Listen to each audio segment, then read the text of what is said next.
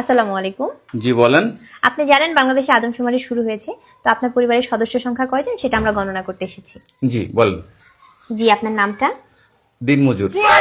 না, মানে আপনার পেশা না, আপনার নাম। আমার নামই দিনমজুর।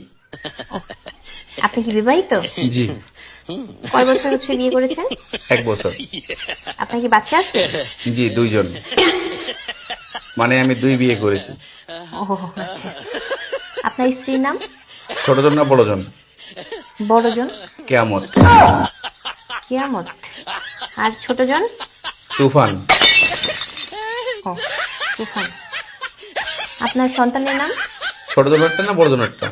কিয়ামত জনেরটা? ঝড়। ঝড়। আর তুফানেরটা? সিডর। সিডর। জি, আপনার মূল্যবান সময় দেওয়ার জন্য আপনাকে ধন্যবাদ। আর লাগবে না? না না না, আর কিছু লাগবে না। আর কিছু লাগলে নিয়ে যান। না না, তাহলে ভিতরে এসে চা খেয়ে যান। এখানে বেশিক্ষণ থাকার সমস্যা আছে। না না না না, আর কিছুই লাগবে না। আপনাকে অসংখ্য ধন্যবাদ, ভালো থাকবেন।